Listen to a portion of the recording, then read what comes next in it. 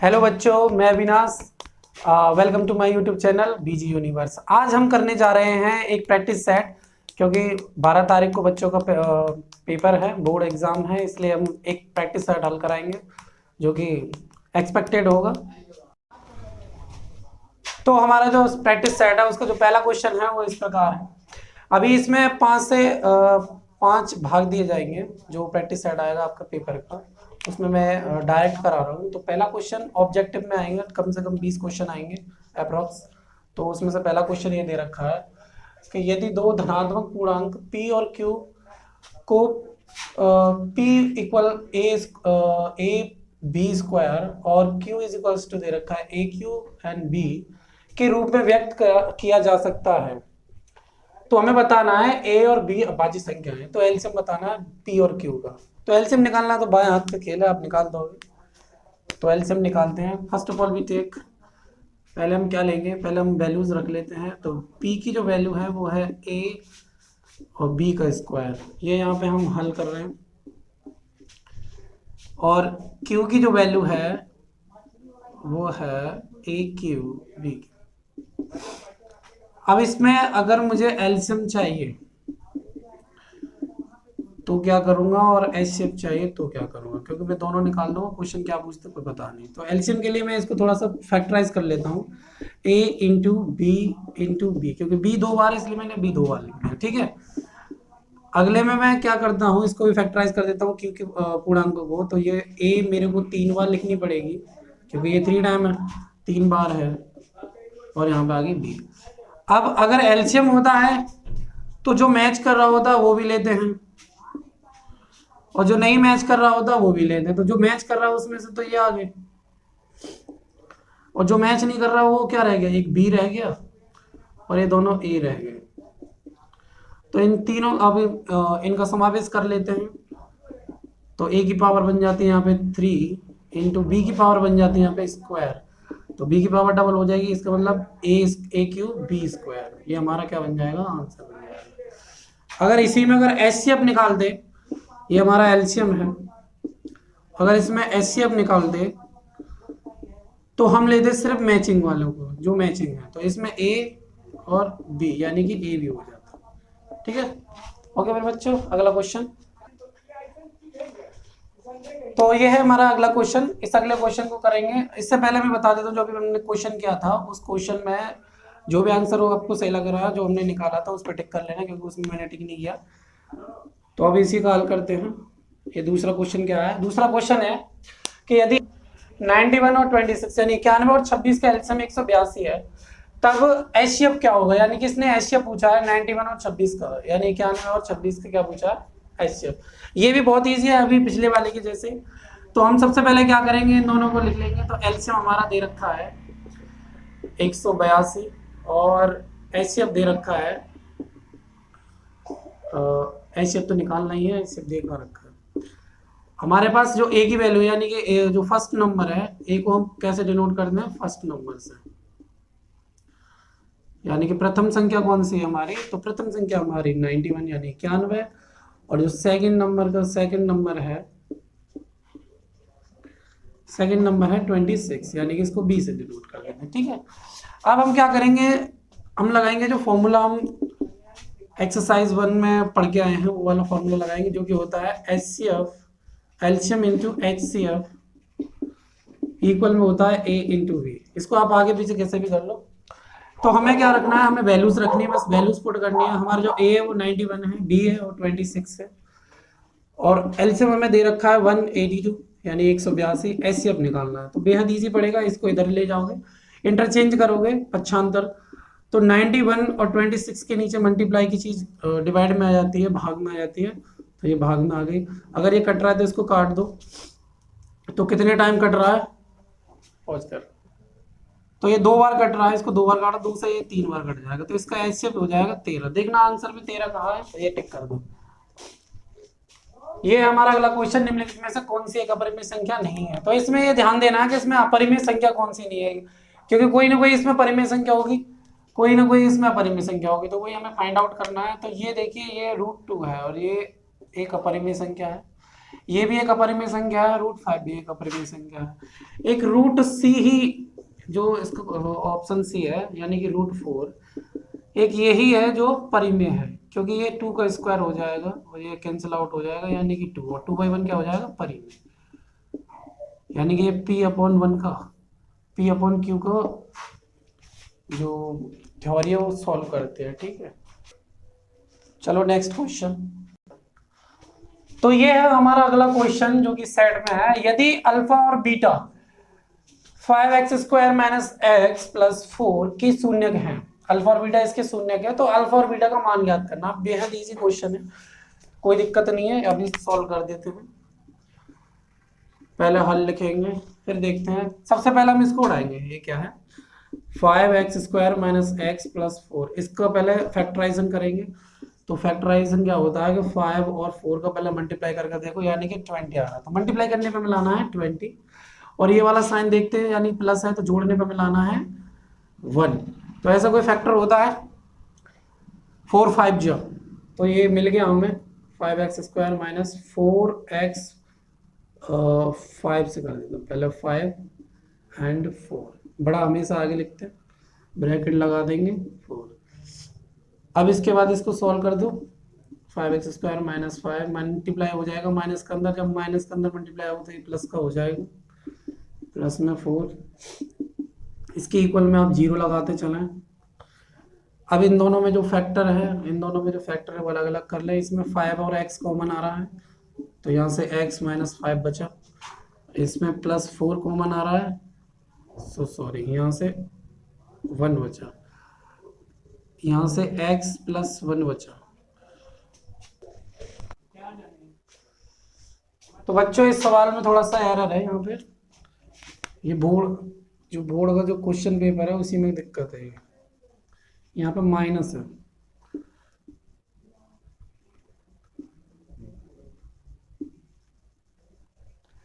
ठीक है जी, ये दोनों अगर सेम आ रहे हैं तो एक ब्रैकेट में, और ये 5x + 4 एक ब्रैकेट में, तो इसको 0 के बराबर रख दो एक बार, 1 इसको रख दो, x - 1 को 0 के बराबर, तो यहाँ पे जो x आएगी वो आएगी आपकी 1।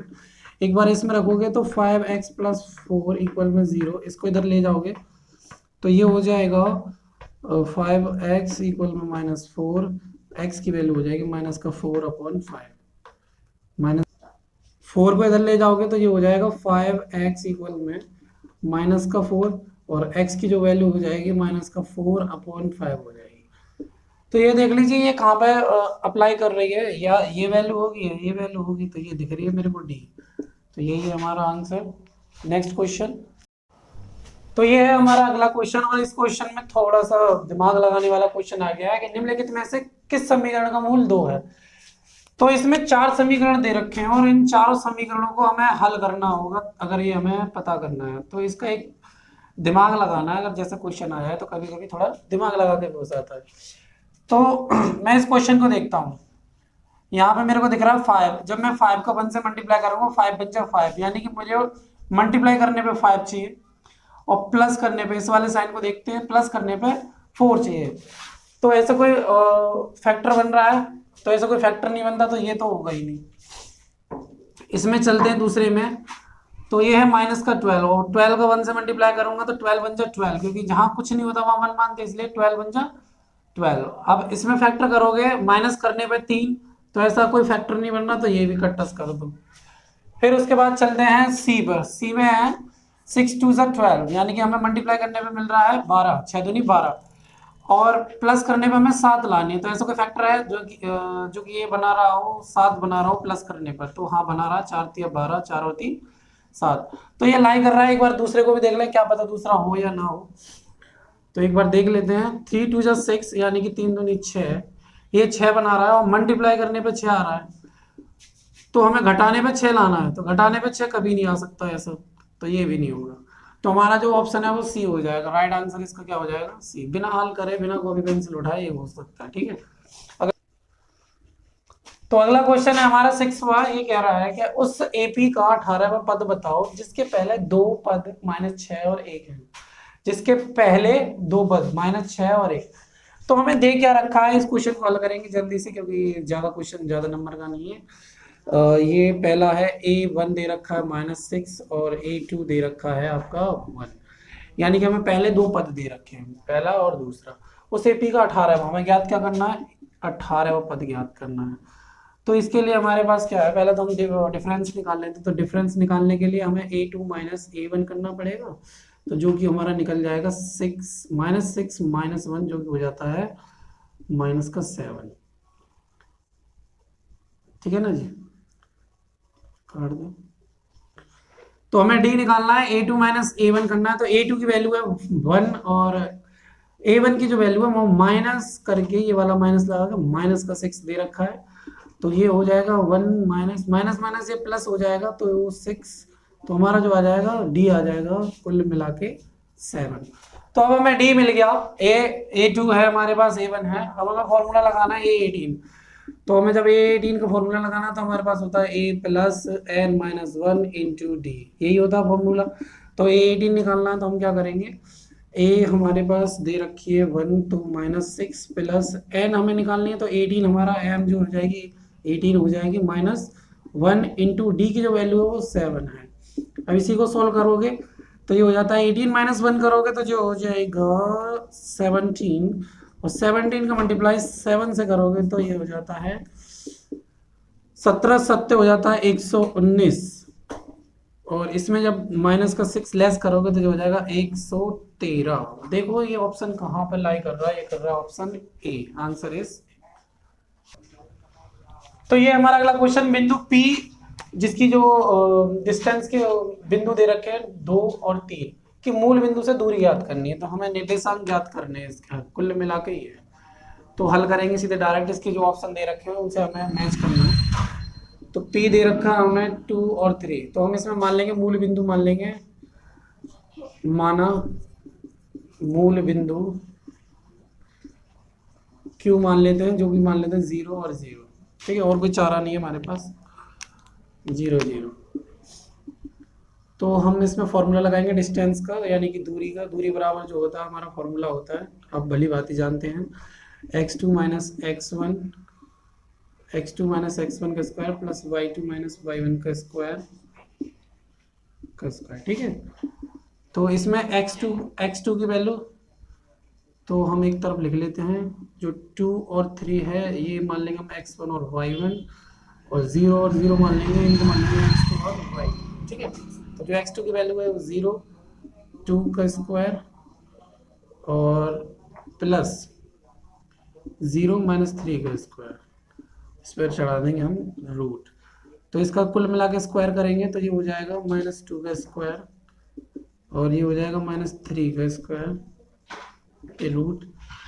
2 का स्क्वायर करोगे तो 4 होता है, 9 3 का स्क्वायर करोगे 9 होता है, कुल मिला के आ गया रूट में 13। तो ऑप्शन इसमें है बी। तो बी हमारा ऑप्शन है अगला क्वेश्चन। तो अगला क्वेश्चन 8वां ये कह रहा है हमसे, आकृति DE पैरेलल है BC के। एक फिगर दे रखा है जो कि मैंने इसमें छोटा बना दिया, लेकिन क्वेश्चन में ज्यादा बड़ा है। तो DE पैरेलल है BC में और EC बताना है, यानी कि हमें ये बताना है EC। तो जो चीज दे रखी है पहले वो लिख लेते हैं, हल करेंगे जल्दी से।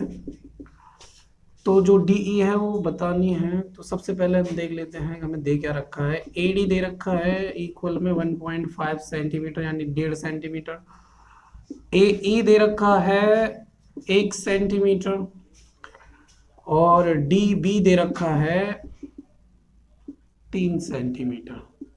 तो हमें पता है जब कोई भी ट्रायंगल में पैरेलल लाइन उसके होती है तो वो हाफ हाफ डिवाइड हो जाता है, यानी कि इस ट्रायंगल ABC से अगर करोगे तो जो हमारा होता है AD अपॉन में DB इक्वल में हो जाएगा AE अपॉन में C। कैसे भी रख सकते हैं, EC आगे आगे पीछे, तो कोई इशू नहीं है। अभी AD देखते हैं, AD कितना है 1.5 सेंटीमीटर, बस वैल्यूज रखनी है। DB आपका 3 सेंटीमीटर, सेंटीमीटर मत रखो। AE है 1 सेंटीमीटर अपॉन में CE।